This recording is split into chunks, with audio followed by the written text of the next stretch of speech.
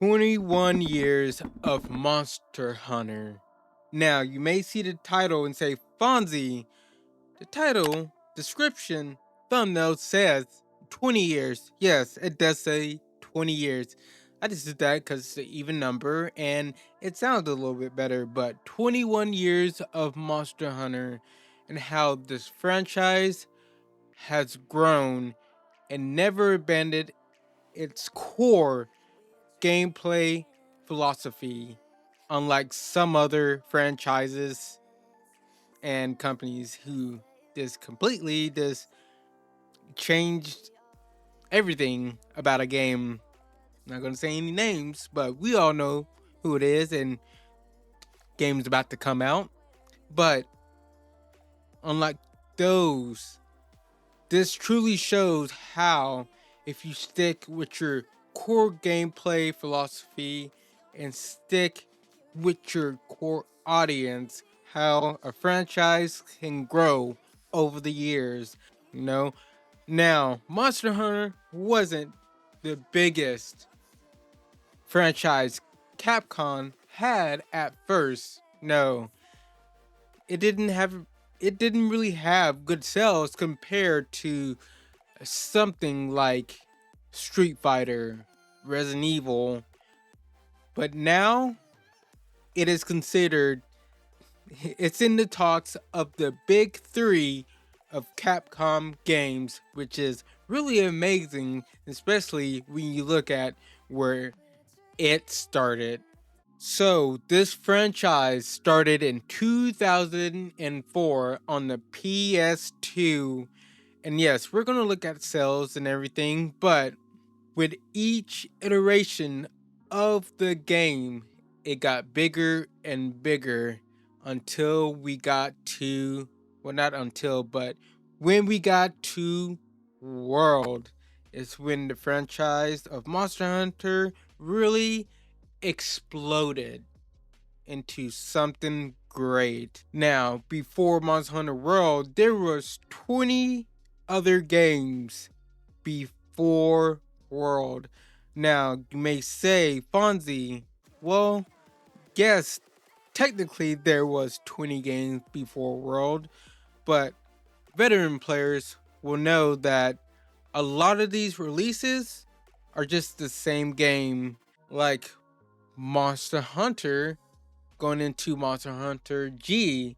Well, Monster Hunter is just the Japanese version, and Monster Hunter G is the global release of Monster Hunter. This happens to a lot of the games, so technically, yes, there's not that many games. Before Worlds, we look here and we can see how at the time Monster Hunter is the best-selling Capcom series, which is an amazing feat if you just think about it. Is an amazing feat just if you think about it, because you have games like Street Fighter, Resident Evil that are so big in their own right, and Monster Hunter has just taken it over, at least at the moment.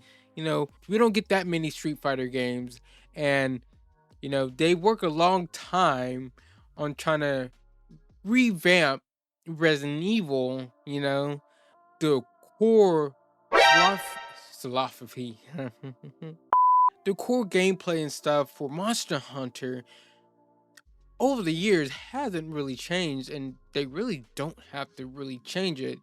You hunt monsters, you carve the monsters, you get their parts to craft better armor and better weapons to hunt bigger monsters, and you keep repeating that. Now, some people don't like that, so it doesn't appeal to a lot of people, but for a lot, it does, because that's all we need. We just need to be a badass hunter and beat these big monsters. We are the apex of the ecosystems when we walk in. We have Monster Hunter, then we have like Monster Hunter G, Monster Hunter Freedom, which were basically the same game but on different consoles and released at different times. And that goes with 2, 3, some of the spin-offs and stuff. So there are a lot of just the same games just for different platforms and a world release. And we have our spin-offs too, and we can see the sales. Like, you can see the first, these are lifetime sales, and you can see like the first Monster Hunter overall only like 2 million copies, which it wasn't an established franchise at the time, it was new. Then the second one came out over the lifetime, 6.8 million copies. That's pretty good. You have stuff like Frontiers, did alright. You know, it is far, far from the top selling Monster Hunter game. Then you have 3, 10 million copies, which is amazing. Then 4 went down a little bit over the lifetime. It has 8.3. But we're going to talk about the big boy, Monster Hunter World. Slash Iceborne, 44.8 million copies sold. This is when their franchise really exploded and came into the mainstream. If you weren't playing Monster Hunter Worlds when it came out, well, what were you doing? Like, at the time, I was a Destiny 2 player. I have over Destiny 1 and 2 about 20,000 hours in that game. Even myself, I hopped into Worlds and see what it had to offer. It's my first experience with this franchise, and I absolutely loved it, you know? Then we had Monster Hunter Rise and Sunbreak. Now, Monster Hunter Rise was a Switch exclusive at first for a year. So I think that kind of impacted its sales a little bit. Now, later it did come to PC and I think other platforms. Yes, it came to PS4, PlayStation 5, Xbox One, and Xbox Series X and S. But I think not having it released on all platforms, and I'm not gonna say Switch isn't big. It's one of the best selling consoles of this generation. Okay, I know it is. Not having a multi-platform release kind of hurt the impact of the sales of Rise. With all that said, this was not a main line game in the franchise. No, that was what we have now. Monster Hunter Wilds. Now, before this game even came out, now we don't have the lifetime sales. The sales are not as big right now because it's like 3 weeks in of Wilds, and it's already sold 8 million copies. Now, if you know anything about the sales of the other Monster Hunter games, this is huge.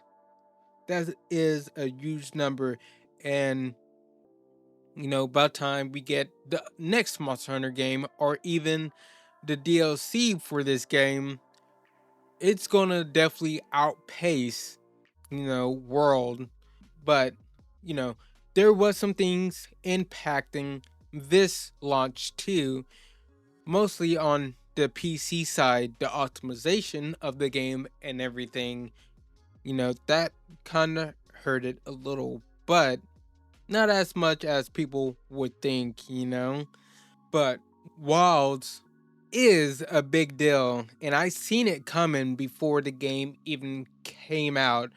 I was talking to, one of my friends that I work with, and I was telling him before the game even came out, I was telling him, I was like, Wilds is going to be the biggest Monster Hunter game to date. And the reason I was so confident in saying that, because I've seen how Worlds, for most people, for a lot of people, it came out of nowhere and it just exploded on the scene. But for veteran players, they already knew about this franchise and everything. They seen this coming miles away, and I seen how they just refined the systems in the game, how the game was polished, the visuals of the game and everything was just on another level, compared to games that came before it. You can tell they wanted this one Worlds to be uh a major success, and they succeeded in that.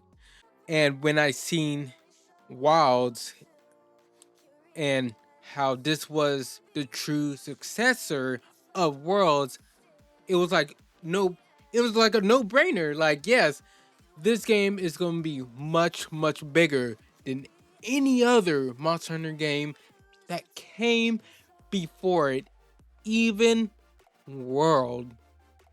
And guess what? I was right. I was right.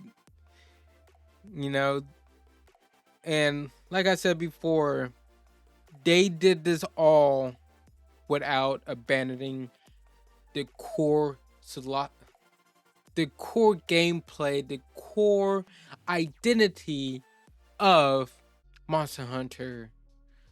You know, yes, the first game didn't sell that well. The second one sold a little better. Third one, it kept getting better, and they kept seeing that. They kept working on the visuals. They fine tuned some stuff with each iteration of the game until, I mean, not until, but till they got to World. Everyone who didn't know about Monster Hunter, well, they did after World. And now it's one of Capcom's biggest franchises and one of the biggest ARPG games in the world, right behind Pokemon and Final Fantasy, which is mind blowing because I didn't even know that. You know, I didn't know Monster Hunter was that big behind, just behind Pokemon, and Final Fantasy. Final Fantasy. That's how big Monster Hunter is in its own, company. Like with Capcom, it's part of the big three, and it might be second in that big three behind Resident Evil. Wow, wouldn't even thought about that. Didn't even cross my mind. Now you're saying even outside of Capcom, it's one of the biggest ARPG games behind Pokemon and Final Fantasy. Oh my god, I keep repeating myself, but just think about that.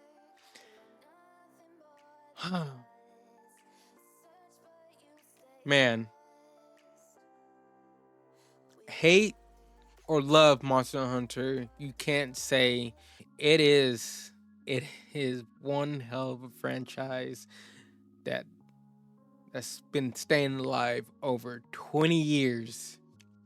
Some franchises don't even last past its second game or even its first game. But Monster Hunter has lasted over 20 games and still going strong. It's just amazing. Now, With that said, man, it's not much I can say about Monster Hunter that you probably haven't heard from many other YouTube channels or articles or whatever. But this franchise is amazing, and even how good Monster Hunter Wilds is, it's almost perfect. But I wouldn't say it's perfect yet. Yet it can still improve on some things, and I have a feeling it will. They're not done with this franchise and innovating on it. So if you're seeing this video, I'm probably live. Come join the live stream and we can talk about Monster Hunter all day. And give this video a like, okay?